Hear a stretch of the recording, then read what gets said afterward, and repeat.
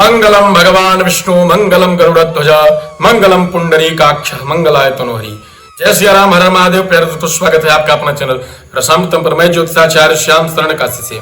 आज का ज्योतिष का कार्यक्रम है ज्योतिया को लेकर के। ज्योतिया 2024 में कितने तारीख को व्रत रखा जाएगा, ज्योतिया के व्रत से लाभ क्या होते हैं, ज्योतिया का व्रत किसके लिए रखा जाता है, ज्योतिया के व्रत के कितने प्रकार के लाभ होते हैं, साथ ही शुभ मुहूर्त की बात करेंगे कि पूजन कितने बजे करना है, 25 को या 24 को व्रत रखा जाएगा। इसकी पूरी जानकारी आपको इस वीडियो में प्राप्त होगी। यदि चैनल पर आप नए हैं तो चैनल को सब्सक्राइब जरूर कर लीजिएगा।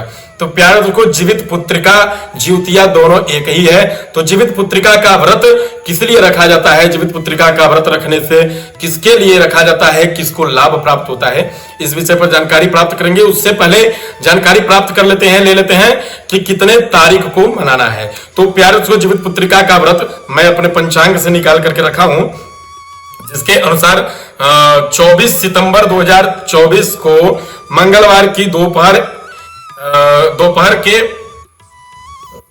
समय में जीवित पुत्रिका प्रारंभ हो जाएगी। तो प्यारे उसको कहने का मतलब यह है कि सूर्यास्त में जो तिथि प्रारंभ होती है उस तिथि का मान पूरे दिन रहता है। तो इसके कारण ये दोपहर हो चुका है, जिसके कारण इसका मान नहीं लिया जाएगा।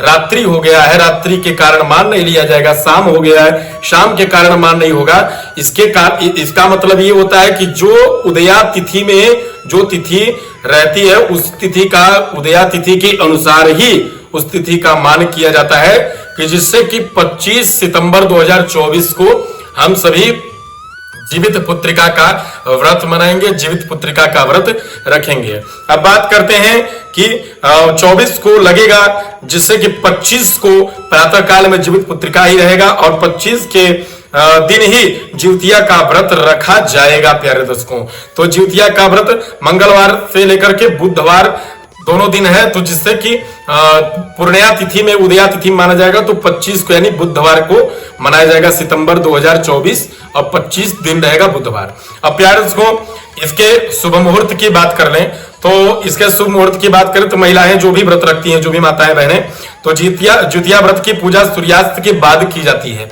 कहने का मतलब जब भी सूर्यास्त हो जाता है तब ज्योतिया का पूजन किया जाता है, ज्योतिया व्रत का पूजन। तो 25 सितंबर के दिन व्रत का लाभ उन्नति होगी। और साथ ही मुहूर्त की बात करें तो प्रातःकाल 6:11 से प्रारंभ होकर के 7:41 तक एक शुभ मुहूर्त है। इस शुभ मुहूर्त में आप ज्योतिया का पूजन जरूर करें।